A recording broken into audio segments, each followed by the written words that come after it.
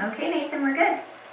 Okay, I see people connecting in with their audio, so I think we're all live. So welcome to our third installment of the town hall meeting to support my campaign for Douglas County Commissioner.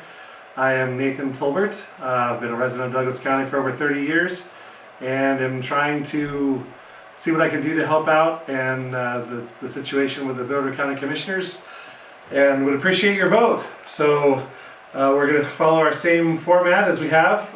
Renee Plain is our moderator, so I'll let her introduce herself and give us the ground rules. All right, thank you. Before I get started, Nathan, I did just get a mention in the chat that your volume is a little bit low. So while I'm laying down the ground rules, I'm going to have you go ahead and fiddle with that. So as Nathan mentioned, my name is Renee Plain. Mute me for a second? Oh. Yes, I will mute you for a second. And I'll fix it.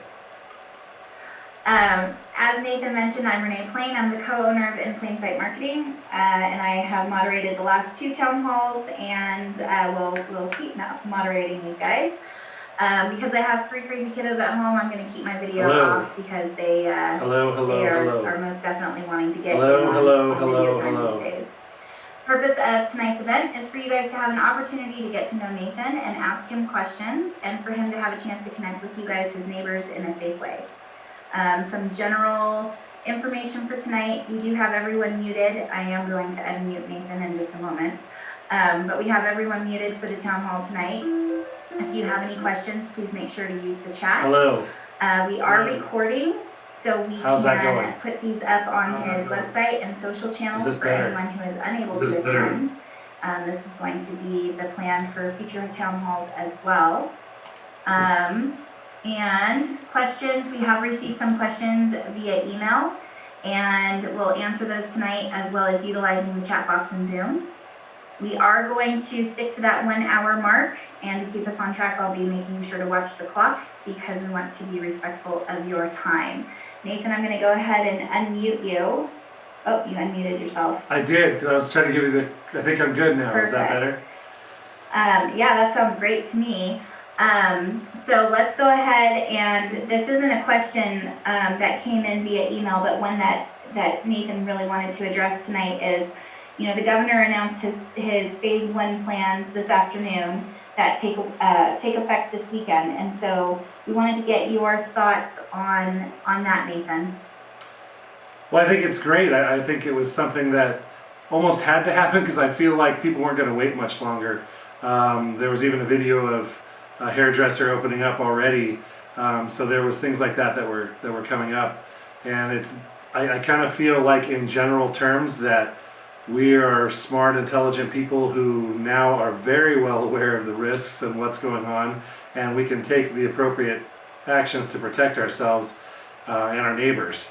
I know there's always people out there that don't believe or believe extremely, so there's always that duality, but I think for the most part we're able to now be reasonable, take reasonable steps, and get everybody rolling and start getting our economy and moving and everybody out of their houses for once.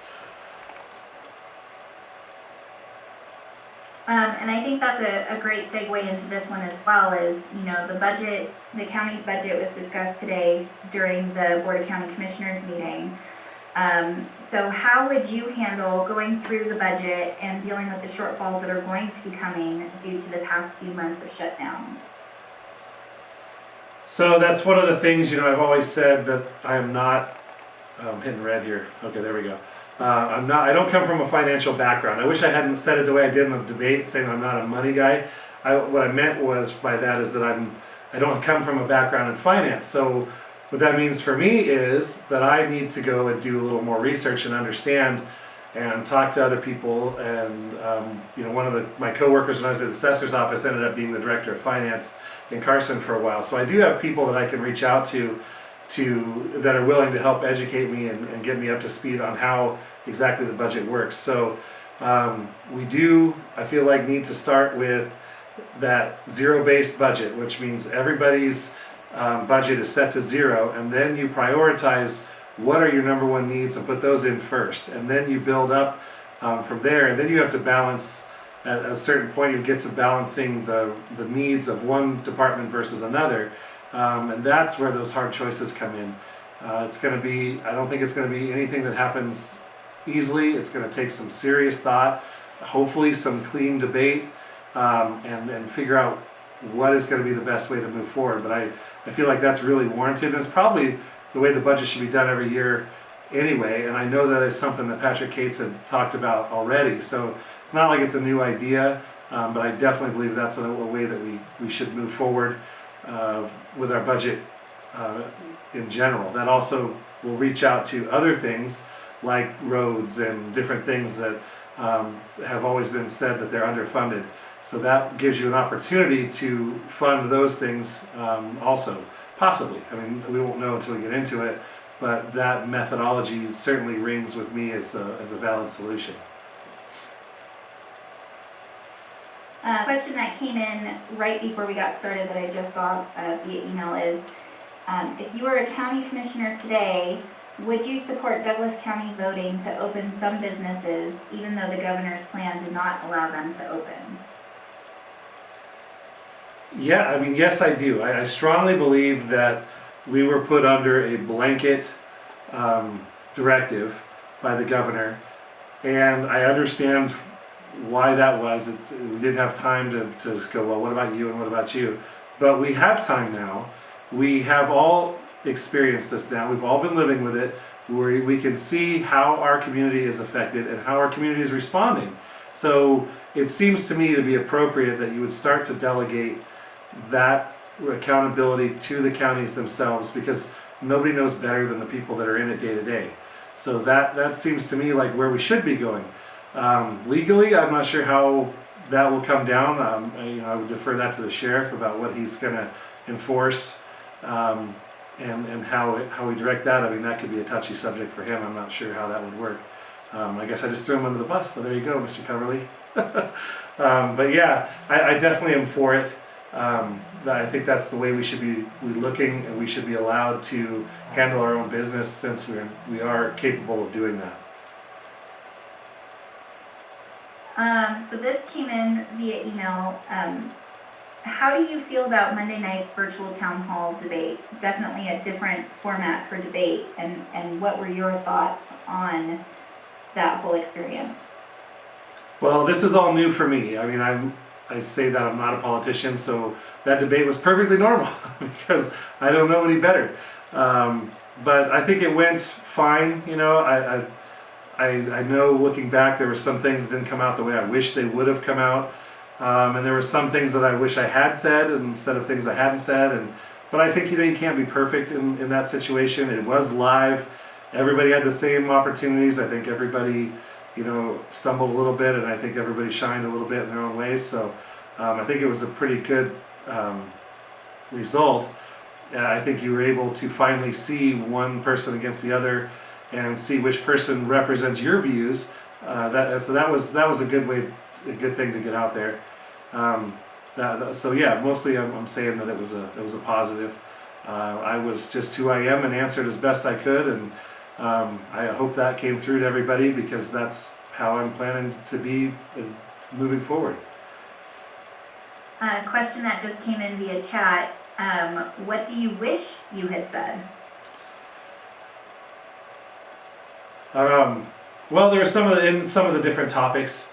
One of the things that came out was the question that I didn't get was how were you going to represent the entire county, and that went to Danny Tarkanian, and I was like, man, I wish I would have gotten that one, because that's exactly my platform. That's probably why I didn't get that, but that was one of the topics that I wish I would have been able to speak to, because I think that's big for me. That's who I reach out to. I mean, I've lived and worked and played and everything in this valley, coached. I wish I would have gotten an opportunity to mention some of that a little bit too, to tie that in, because a lot of people don't know who I am, but then it's like, oh, Coach Nate. Yeah, I know who Coach Nate is. I've seen him out with my kid. He's coached my kid. He's done this, done that. With some of that, I think the question was how you relate with the county and the community and what you've done, and that was one of the things I didn't mention that I wish I had mentioned. So that was one of the big ones, I think, and then fielding that other question was some of the things I wish I would have been able to get out there, because that's kind of what separates me from all the candidates, is that I relate to and am part of a huge cross section of the valley, the small business owners, the locals that have been here, that have seen what's going on, families, small families. I've worked, for the county. I've worked for Carson City, so I've got that diversity and that connection. That's something I didn't get to really showcase in the debate. This is an interesting follow-up question from, you mentioned the zero-based budgeting. Your opponent said that you stole his thunder at the event by bringing up zero-based budgeting. How do you feel about having something in common with your opponent? We have a lot of things in common. I was part of the construction company that built Walt and Nadine's house when they moved here 18, 19 years ago. So I've known of Walt. I'm not like we're friends. We had a connection way back then. And he, like all of the candidates, want to do the right thing for the county. Everybody believes that their method is what's best for the county. And that's what I think I don't get with a lot of people, how they get one side or another. Well, you're this and you're that, and well, you're this. And I don't feel that way. It's one of the coaching principles I always had when I was coaching basketball, is the kids would get upset with the other team. And it's like, well, they want to win the same game that you want to win. So why are you mad at them? Why are you angry with them? That's what competition is. They want the same thing that you want. Doesn't that validate what you want? I mean, that seems to me, is kind of a no-brainer there. So I never begrudge somebody else who wants the same thing I do. That's kind of the American way, right? Let's have some competition. Let's go out and show you what I got, and you show them what you got, and we'll see who wins. And that's kind of where I'm coming from. And so, yeah, I mean, we do have things in common. We all have things in common. I say it all the time. It's one of my speeches every time, is that we all want to preserve our rural character, and we just need to come together and work together to get there. And that's kind of some of that's not happening. So could I segue? Because I'd really like to. I know that's not a question there, but yeah, I'll allow it this time. Will you allow it? All right, I'll be reset because I'm making sure I'm not running long. Have my timer, which keeps me from rambling. So I had a great conversation with a member of the community that people would say he's on the other side. And after we spoke for an hour and a half, and he talked to me and I talked to him, a lot of the things that he said are the same things that I feel. And it's just, I think, the perceptions people have, and it comes back to how you present yourself. You gotta stop listening to how people are presenting their information. You have to listen to the information they're presenting. And just because they don't say it the way you'd like to hear it, doesn't mean it's not valid. There's lots of things that we have in common with the people that want to no growth, shut it down. Some of that is because they don't feel like they're being heard, and they want things to stop and listen to what I have to say. And that's a big deal. And I totally agree. So that's kind of, with this thing of everybody, having things in common. Sure, we have things in common. We all were smart enough to come to Douglas County to live. So that's one thing right there we all have in common. So, okay, done segue. I love it. So a question came in, and we kind of had this question a couple of weeks ago too, but how are you going to communicate better with your constituents moving forward should you be elected as commissioner? Okay, so I'm going to back that up. I'm not starting my timer yet. I think that is one of the things of why people are so vocal, and so is that they don't feel like they're being heard. And for me personally, that's part of why I started this thing, is if how are you making these decisions, and how are you making the decisions if you're not getting all the information, if you're not seeking some of that out yourself. So that was one of the reasons I started this all way back in the beginning. And with talking to more and more people, I'm hearing from, and I'm even seeing it kind of in some of the other elected officials that are previous elected officials, is that I feel like because they're in the weeds, I say it day to day to day to day, they have a lot of information that they know that the general public doesn't know. And so when they make decisions based on their knowledge that the general public doesn't have, then they're starting to feel like or project or present that they know better than the public. And that is where I think the rub is that's coming through all of Douglas County, with everybody being one way or another, is that we're not communicating because it's a two-way street. If I honestly feel like I knew that the best thing to do was X, but the county and the community says we don't want X, we want Y, then it's on me to communicate that back to the public to say, look, this is what I've found, this is what I've understood, this is the way I think we should go. And then you've got to listen back to the public. If you can present the numbers and say this is what it is, and they still don't want it, well, you represent the people. So you've got to express that. At the same time, the public has to get involved and let the public officials know what it is that they want. So, oh, my time is up, so to keep it short, but so I'm going to now address the topic. How do I do that? How do you communicate? Well, I think that this town hall is something that works really well, so I would keep that going. Probably not weekly, since that's probably too much and people burn out, but maybe a monthly town hall where we present information that's coming up in the meetings, get people's input.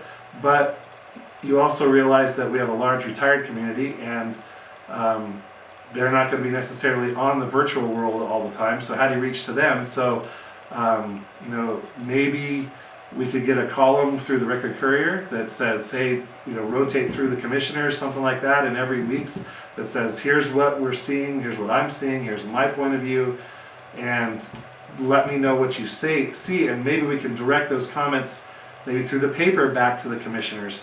Maybe that's a blog that needs to be set up on the post, but I kind of feel like this COVID thing helped us in that, because there's a lot of people who are isolated at home and the only way to reach out is virtual. So I think a lot of people have caught up in the virtual world, so hopefully that's a benefit for us moving forward. But we definitely need to find a way to go both ways, and you have to be able to present your point of view not negatively and not tearing down, because that shuts people down too. So that goes both ways. That's the people in the chairs and the people coming up for the public comment. We have to present it in a way that you can be heard, and at the same time you have to listen to what's being said. So did I answer that, or did I ramble? My timer's still going. So I think you answered it well, and I think that there was a comment in the chat that I would like to address, and that I wanted to put my own follow-up question in there. Is this is week 3 of doing these town halls, and we've had participants, which have been amazing to get their questions and have them coming in, but everyone can see it's a low number of participants. So how do you get people to participate in the process and in the idea of being an educated resident of the county? How do you change people's behaviors? And sorry, I'm totally throwing you under the bus, but I have that question myself. That's the golden question. That's kind of like, if I could get my kids to pay attention and behave all the time, I could market that. So how do you get people involved? People are only involved when it matters, and people are only usually involved when it's not going well. So when things are going well, people are happy to go and be engaged in what they want to be engaged with, and not come back to politics. And I guess part of that is why you elect the leaders that you do, is because you need to be able to trust that they are looking out for your best interests. That's why you elect the people that represent you or you can relate to. So I guess it's a little bit of give and take. When things are going well, they don't go out. When it doesn't affect them directly, they don't get involved or say very much. So, wow, how do you get it? I guess you just got to be active, and you got to ask. I mean, I'm out in the community quite a bit with my kids and high school sports, and I like to go to the football games, and my kids are in the band, so I get to go, I actually get to go as a former high school athlete to go watch the band play, so that was a new experience for me, but I'm rambling. But how, you're just gonna have to get out there and you have to ask, and I think if you ask with the actual intention of listening, people will share. And like I said, right now, I feel like the public doesn't feel like the representatives are listening to them. And I think that is from our local level all the way to the top. I think that's something that every politician needs to do a better job of, is getting back to their people and all of the people, not just your friends, not just a small group that supports you, because then you're only getting one point of view, you're not getting everything. So boy, I don't have a solid answer on how to get them involved, but I can definitely tell you that I can talk, so I can talk to anybody, and I will try to get people more involved. And I think the connection to me being that guy in the workforce, in with the younger people that are out and about, who are typically the people who don't pay as much attention, I think that might spurn this group of people, this generation, to be more active. Well, and I know, and we're going totally off script here from regular town hall questions. I know you and I have talked in the past of, you're doing this because it's time for your generation to start stepping into these leadership roles, and that you're hoping people will take this as a cue of, oh yeah, this guy is, in my age bracket, in my, we share similar demographics, family, working, and he's doing it. I guess it is time for me to start stepping up. Do you want to talk a little bit more about that, and why you decided you wanted to get involved, and why now? Well, I've always been, a little bit curious, and I've done different boards. I've always been someone who is willing to fill the gap. I've coached, rec league when there was kids on the waiting list, so I jumped in and coached so that it would be another team and get kids off the waiting list. I do enjoy coaching, so I will throw that out there. So I love that. So that's not a hard thing for me to do. But like my son in band, they had an issue with a new director coming in, and she wanted to do things a different way. So I said, I know how to run a program, because I've done it with my basketball at Carson High, and I've run that entire program, and I know the administration. I mean, I went to school with a lot of them, and so I will step in and throw my hat in the ring for president of the boosters, so that I can help facilitate that, and I did that, and I'm not sure how well that went, because it was a transition, but I feel like I was able to be part of that migration into a new regime, and that new regime took off and is doing really well, and now we're into the second director since then. But that's kind of what I've always been, and I'm learning that things are changing, even in my demographic. I mean, I kind of was raised old school. My parents were very Southern, and I almost feel like I was raised a generation behind everybody else, because people that are my age, they do things that I'm like, wow, you do what? Tattoos, for example. Most people have no problem with tattoos, and I was always raised that if you weren't a sailor, you don't get to wear a tattoo. So, and I'm not saying I have a problem with tattoos. I'm just saying that that's a generation thing that's coming in there, that we have to be able to communicate differently and inspire differently. Coach K, Coach Krzyzewski from Duke, he's emphasized that in one of his statements, was that every year I get a year older, and every year the kids that I coach stay the same age. And so every couple of years he addresses and physically looks at how he communicates with his team, because it used to be you talk to him, hey coach, how you doing, doing this, and now it's gone to you send out a Twitter post, or you hit him on Instagram and let him know that practice is adjusted by an hour today, just because the way they talk is different, the way we communicate is different between the generations. So I feel like that's a boon to me, is that I'm still kind of old school, but I also am a little more hip, to prove that I'm not.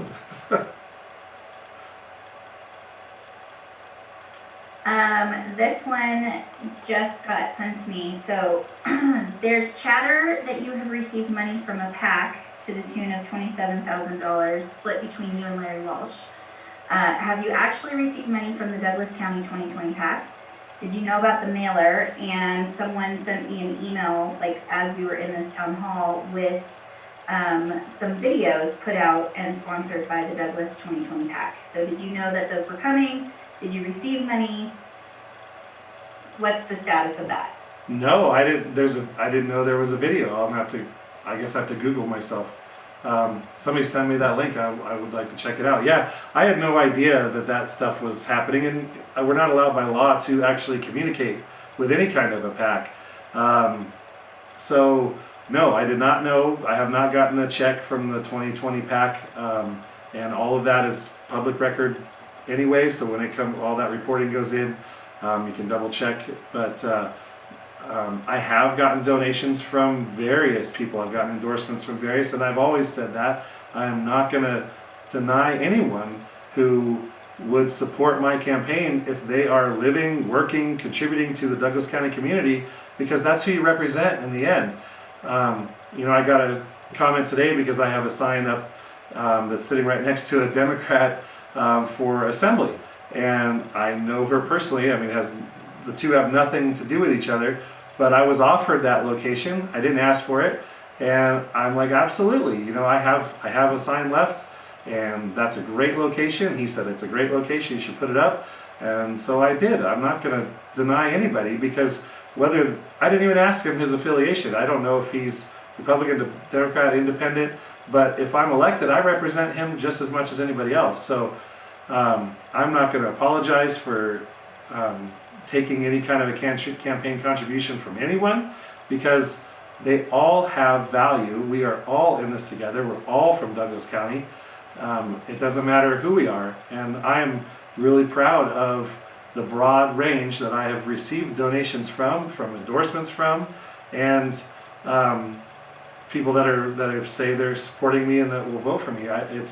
It's from the young families to the young students even, and then all the way up through large business owners, small business owners, people that work at the casinos, people that run the casinos, and the sheriff, the firemen, the employees association, the realtors. I mean, it's all the way. And then in several, people in the retired community too have donated and have offered their endorsement or their support, that they're going to support me in the election. So that's awesome as far as I'm concerned, and I will never apologize for that, because those are the people you're supposed to be listening to and representing. There's some feisty questions tonight, which I kind of love. There's a perception that you are for affordable housing, and there's a perception that affordable housing is a negative thing, like is it section 8? Section 8 housing, yeah. Yeah. So the question is, please define affordable housing and expand your thoughts on why you support affordable housing. So, affordable housing to me, I'm not out trying to say that I am for any kind of subsidized housing, because I know that the residents of Douglas County are not in support of that. What I am in support of is houses that are affordable to people who will be working here in Douglas County. There simply is not much housing available. I mean, by available right now, I just asked for a friend last week, and like I said, the cheapest rental you could find was $11.75 a month, and I believe that was a one or two, probably was a 2-bedroom patio style house, but they had one, and then the other company I talked to, they had 2 at $1,200 a month. So if you look at what the income level is to afford $1,200 a month, it's somewhere around $40,000 a year. So 2 incomes could hit that probably pretty easily. 1 income can't do that, and that is the least expensive place that's available to rent. Then trying to qualify for something to buy in that same value, there's nothing in Douglas County that's available for that. But I am more for pushing for the future of getting our housing base to be more broad. Right now, there's very few things that are for sale under 300,000. I don't know that if there's anything really. Even those new patio homes on Buckeye, I believe those are at 325 or something like that, and people are looking at that going, whoa, what's going in there? And they're still super expensive. So the only way we can combat that is try to push our developers to put in homes or part of their developments where they can have some density, where they can build less expensive, where they can get some variety in what's available in the lots. I know people talk about the 4,000 available lots that are out there. We should be building on those. Well, that's not realistic. A lot of those lots are leftovers that somebody bought and they were going to build themselves, and now the rest of the development has moved in around them, and so now there's few left in between, and that drives the values up. They're just not an inventory of land. So when there's not a big inventory, the cost goes up and the demand goes up because people want to live here. So the combat for that is allowing the developer some leash to reduce their cost, their overhead in the development, so that they can provide lots and construction in a less expensive manner. Now, I know it's market value. I'm not asking for it not to be market value. And the market value is not going to come down unless this recession, really bites, which nobody wants. So the goal would be to hold those bottom values where they are so that the rest of the economy can catch up. And it's not a today, tomorrow fix. I mentioned that in the debate. It's something that's going to happen over time. That's got to be, in my idea, the only way we're going to get there is start planning for the future, and everything that we approve or do from now on needs to have some recognition of affordability, and move forward in that direction. So here's a question on RDA 2. Can you explain the advantages and disadvantages of the RDA 2 project, and if it will cost the taxpayer money?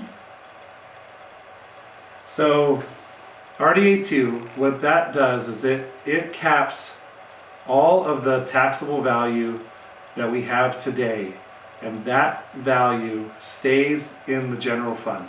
Anything that grows from today goes back into the RDA 2, and then those funds are what's used to do any of the projects, capital improvement projects that are going to go on in that area. So Douglas County is not losing anything. What they're getting, what's happening is they're not going to get the gain. Now the argument to that is that if you don't do this and we don't start helping and improving with the improvement projects in those areas, then those properties there are not going to make these improvements to build their tax base. So it encourages the casinos to reinvest in their, well, not just casinos, but all of the properties in the RDA 2 to invest in their own properties and raise those base values. And then that money from what they've raised comes back into the RDA 2, which continues to support. So it's a cycle. Now, if you don't do RDA 2, those properties are on the decline. Everybody agrees that casinos and gambling is on the decline. So we start to drop, and the value of those properties drops too, because they are using, there's your appraisal, replacement cost method of valuing the property, or you can do it on the financial basis. And a lot of places, like if you look up the Hard Rock Casino's tax base, they were going on their income, their profits, and that got their value dropped quite a bit. So they were only paying on, I believe it was $9 million worth of value for the Hard Rock, but it was not performing. And so it was, they have that ability, and that's within the law. I know people will say, well, the casinos aren't paying their fair share, or they're not paying taxes. And so when I was having that conversation, as a matter of fact, I said there's no way that a casino's not paying property tax. because they're not exempt. And so we went in and looked and started looking at those numbers. And so then I saw that the Hard Rock was really low compared to Harrah's and Harvey's, who are paying millions more, or their assessed value is several million more than what the Hard Rock was. So they're using that financial base within the law to value their property. And if their value continues to go down, then they pay less. So if we want to continue to get that tax base out of the casinos, we need to encourage what's the word? I lost it. Tourism. That's the word, the T word.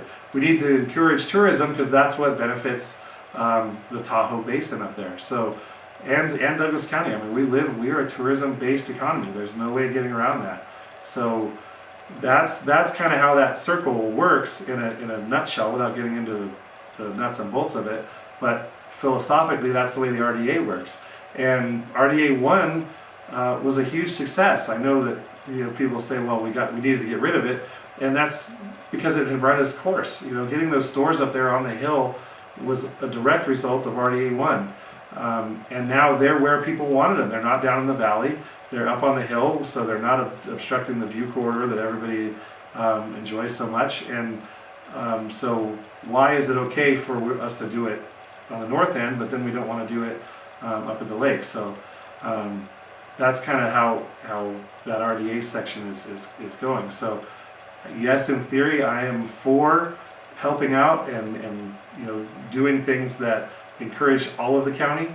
Like I said, we have evidence that it worked for the North Valley, so why would we assume that it wouldn't work up at the lake too? Because as the lake goes, we go. It was mentioned in the debate even how the lake used to provide a huge percentage of our tax base, and now they're down to like 40%. So, and who makes up the difference? Well, that's everybody else if it's not being paid. So that's something that we need to recognize and use that asset. I said that in the debate. Lake Tahoe is an asset that we have and that we have to leverage, and the better we do that, the better we all will end up. So on that same subject then, what is there an impact to the county on losing the additional TOT money down in the county coffers? Is there an impact now? Is there an impact in the future? Well, the way I understand that money was granted through the state. It wasn't us, and that was already done for the Tahoe Development and Visitors Authority. So if I'm understanding that correctly, that was not something that we ever yet. That was a tax that was specifically set up for that. Unless I'm missing a lot more, which is what I think people are talking about. So there was nothing, that tax was never ours. What we would be losing is that growth number that comes out of the investment and the increase in taxable value. And taxable value is based on the replacement cost of the improvements to the property and the value of the land itself. You add those two things together, and that's how that assessed value is created. Now the option is with the businesses, they can use the financial, and that's a state thing that is regulated, monitored, and so any business, not just the casinos and the hotels, any business can use their financials to base the value of their property. So that is different. But they also have other laws against them, like real property for residents can only go up 3%. Their value, their taxes can only go up 3% a year, whereas a business can go up 8% a year. So there are things in there that are not to the benefit of the business. I have a couple questions in the queue. I just want to remind everyone that's watching to send your questions in the chat in case you want to ask anything tonight. So the next question is, what is your stance on the VRBs? So VRBs are interesting because I can absolutely see both sides of that. I received an email today asking me about that. He's a gentleman said, I live across the street from two vacation rentals, and they have them listed at I think 10 people per rental. And so he's saying, I'm living across the street from 20 people at any given time. And so I totally understand that that's not necessarily desirable. I think he said he lived here 20 years. So I totally understand that could be a problem, and that's a possible nuisance. Now the flip side to that is that the people that own that other property, they also have property rights, and if they're choosing to use it as an investment property, they have the right to do that.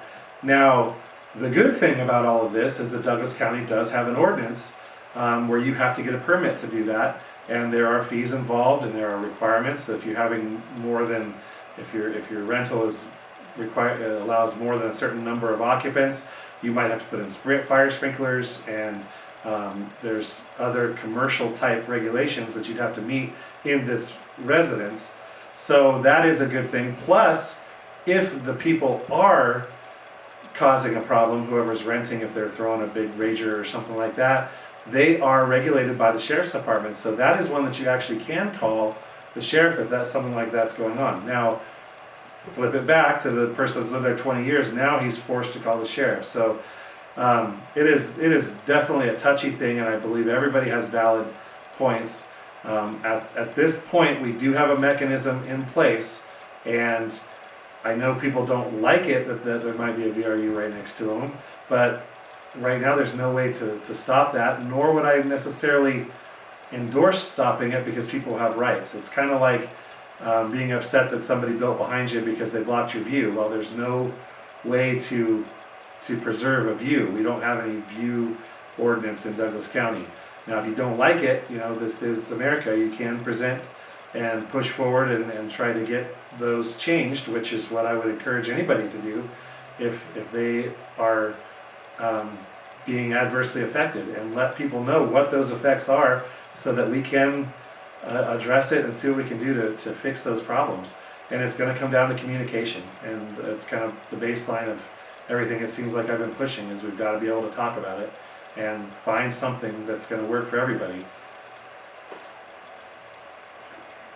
Here's a question that just came in. Your opponent is not supporting the Park Holdings agreement to develop 2,500 homes on his property. Please explain how this position is either good or bad for our county. Well, good or bad. So let's hit some of those things that people don't understand about that development. And I think people would have taken it better had more information been pushed out about what's going on there. First and foremost, we have a growth ordinance in place, and that growth ordinance, if that park development were able to get every possible building allocation that they could get, we're talking about over 30 years of construction before they build out. And that was if they could get every one of them, which they can't, and it's not even feasible for them to do.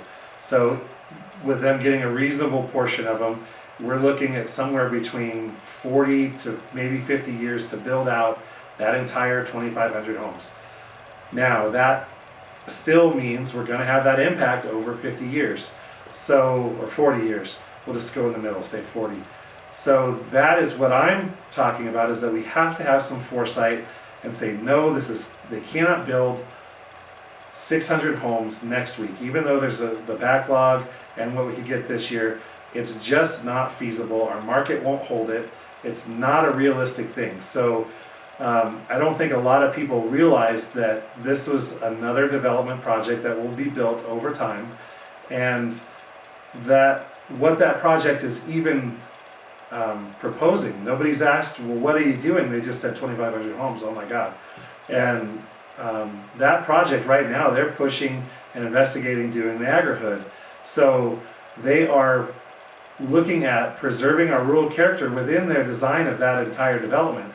And that's something that I think might have changed somebody's mind if they'd have known what was going on with that. So it's kind of relates back to where we started this whole conversation, was if you let people know what's going on and you push the information out, then people might understand a little better and not be so upset and get so angry. Because it is something. I mean, that's startling. 2,500 homes. Holy cow, that's a lot of things. I don't want 2,500 homes out there tomorrow, but reality is it can't be tomorrow. So we still have an opportunity to prepare for the traffic, which we need to do, and we all agree that. Everybody agrees we have to prepare for the traffic. We also should be planning in that development, hopefully, that there will be some kind of mechanism that they can have affordable workforce style in that development, which I believe they do. The part that I had seen also includes not only some pasture land, some gardening areas. There's also an equestrian center that they're planning or proposing in part of that. So there's a lot of things in that development that are not just 2,500 homes that everybody's so worried about. Which, I think people should be worried about that. And well, maybe not worried is the word, but concerned and preparing, and let's do it the right way. Nobody wants to fill the valley up with condos. I work in the construction industry. I don't want to fill up the valley with condos. We want to do it right. We have to live here too. Everybody wants to make their money and live and work in the valley. So let's find a way to do it the right way instead of just, stop, can't do it. So I went over again. So I hope I didn't lose anybody. Everyone's still here. Okay. I've got 2 more questions that have come in through the chat. And it's possible these might be the last 2 questions, but just in case, if you have another question, send it in and we'll figure it out. But this one came in. It seems like many people in Douglas County would like to move in and shut the door behind them under the justification of preserving Douglas County's rural characteristics. What are your thoughts on new people moving to Douglas County, and would shutting the door be better for Douglas County? No, shutting the door would not be better for Douglas County. We need growth to continue to fund our tax base. If we absolutely stopped construction today and said no new homes, then we actually deplete our tax base, because your property tax is based on the replacement cost of that structure. And there's the assessor uses the Marshall and Swift program, which creates those numbers based on the input they put in.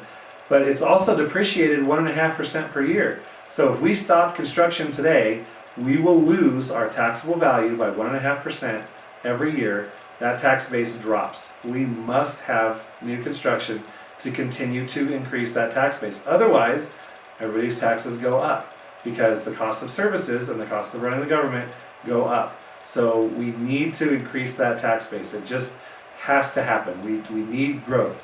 Now, does that mean we want 1 million condos? No, it doesn't. It means we have to manage it and do it the way that it will work for everyone. Now, that rural character, to me, is a matter of perspective. We have rural character. I definitely believe that, which is why I say it that way. Now, our rural way of life, I don't know that everybody lives a rural way of life here. For the ranchers and those guys that actually do the work of keeping our rural character, yeah, they live that rural lifestyle. But there's people that live in the ranchos and go to work every day and have traditional jobs that they're not living a rural lifestyle. They live in a rural area with rural characteristics. I totally agree. But it's kind of a perspective. When I grew up on a 15-acre farm and then moved to one side of the town, another guy moved out of Stockton. I was, I think, 10 years old. And my parents used to laugh because my parents said we moved into town, and he said I moved into the country. And that's an exact example of what that perspective is. It is what it is for you, and we want to keep it that way. We want to preserve it the best we can, but we can't stop. You can't shut down. That's just not realistic. It's not feasible, and it would actually hurt everybody in the end. So you talked about taxes, and this is the last question that I have for you tonight. Another one just came in. So this one and then one more. So should there be a road tax for county roads, for Johnson Lane area, etc.? So if you want to pay for that, then yes. That's one of the things that living in Johnson Lane, we contribute to the general fund and roads, and that's it. We also have a very low tax rate compared to some people that live in the general improvement districts. So they are actually paying extra money in their taxes to get their roads maintained. That's why town of Minden has great roads. That's why the Gardnerville Ranchos have good roads. That's why town of Gardnerville has good roads.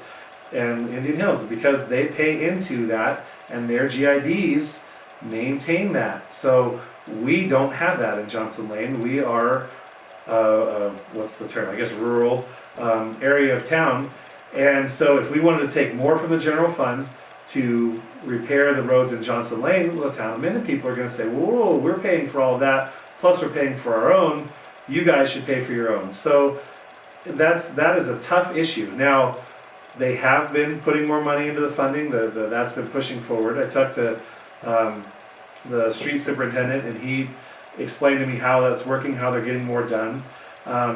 But the funding that's coming in is for arterials and collectors. And so in the Johnson Lane area, you have Johnson Lane, Stephanie, and Vicky. Those are the roads that are tagged to receive that funding. The rest of it is just done in the general budget, and those guys are working their tails off to maintain what they can.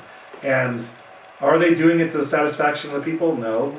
Can they do it to the satisfaction of the people? Not right now.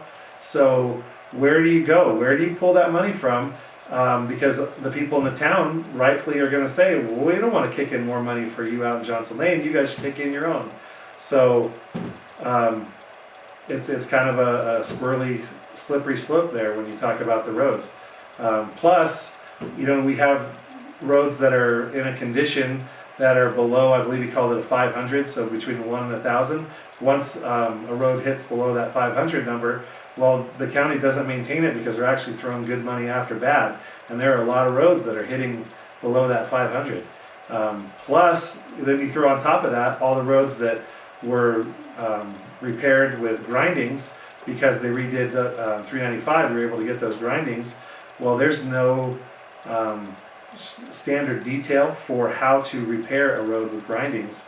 That's not an approved base for any kind of road construction. So we're looking at now, what do you do with these roads that were done with grindings that are falling apart now over time? So there is a lot of issues with the roads, and it's something that we absolutely need to start looking for solutions. And there are some, we have been moving forward. It's maybe not as fast as people would like, but we have been making progress in that direction, and we just need to continue to push it. I saw you give your timer a little side eye there. I did. I was over a little bit. So this is the last question for the night, and then Nathan, you can do a very short and brief recap for the evening. But the last question is, if you win District 5, and Nelson and Dave Nelson and Mark Gardner also win, what are your concerns about our county values and economics? Well, the immediate concern is that they would be opposed to any kind of growth whatsoever, and I'm not sure that's the case. I know the voting history is what the voting history is, but what I want to do is try to bridge that gap and get people back to working together and going for what's best for the community. And I plan to reach out as much as possible and continue to get as much input from the county, the community as I can, from all the community, not just my friends, not just, I'm sure I've got a clique in the construction industry, but that's not who I would be only representing. It would be everybody in the county. So you have to push everybody to get out and find out more information, and present that. And any decision that is made, we need to let people know why that decision is what it was, and get that out there so people understand what's going on and why decisions are made the way they were, so that they can, when the election comes around the next time, as we are right now, they can decide, well, was this person representing me or weren't they, and where do we stand? So I don't know really any of the other guys. None of them are necessarily my friends. I've been meeting them now since the campaign started. so I would like to think that we all have the best interest in the county at heart. So we should be able to work together as a five to continue to promote the county the way it should be, to try to continue to increase for housing, for people to work and live here, and and continue to grow our economy. So that would be my plan. Timer for 2 minutes. Okay. Go ahead and give your final thoughts for tonight, Nathan. So my final thoughts is that I'm finding that the more it's becoming more and more important that that our politicians listen, and hopefully I will be one of those, and communicate with the public. That's going to be, I think, the biggest goal I have. And in speaking with some of the people that are, disenchanted with the leadership that we have, and I mean local all the way up, is that they're angry because they don't feel like they're being listened to. And I am learning that they are being listened to a point, but I think when, like I said, when you get to that point where you're in it day to day and you have a lot of knowledge about what's going on, for me personally, I will have to continue to check myself to make sure that I'm not just assuming I know better than anybody else, that I am actually listening and representing the community and what they want. And if I absolutely disagree with the community, I need to get that information out and let people know why I think that. And if they still don't agree, then I need to pay attention to what the community wants to do. So that's going to be my final thought, is that I will be that guy that listens to the community and does the research and tries to make decisions based on what's good for now and paying attention to the future. And moving forward, I would like to keep our Board of County Commissioners or get them back to being centered and working as a team. We really need some unified leadership, and by that I don't mean we all have to vote the same way, but I mean we need to support each other and support those decisions when they're made, and not just go rogue because we don't like and don't agree with the decision. When the majority rules, that's the way America rolls. So I guess that's it. My timer just hit 0. It's flashing at me. So I am Nathan Tolbert, candidate for Douglas County Commissioner, District 5. I would love it if you would check the bubble next to my name and mail those ballots in. It's huge. It's important. They're out there. Get them filled out. Get them turned in. Thank you so much, everyone, for showing up and participating along the lines of, getting people involved. I would like to put out a personal challenge to all of you to please invite at least 3 other people on your email list or your social media friends list to register and participate for next Thursday's town hall meeting, because we are doing these every week because Nathan is interested in connecting with you guys and answering your questions and getting that involvement and helping you guys feel heard. So we're going to post this up on his website, on his social media platforms, on YouTube. We would love for you to share those with everyone that you can, that has a vote to be heard in this race. Nathan's website is nathantolbertdistrict5.com. You can sign up for his email reminders, and we look forward to seeing you again next week. Thank you so much.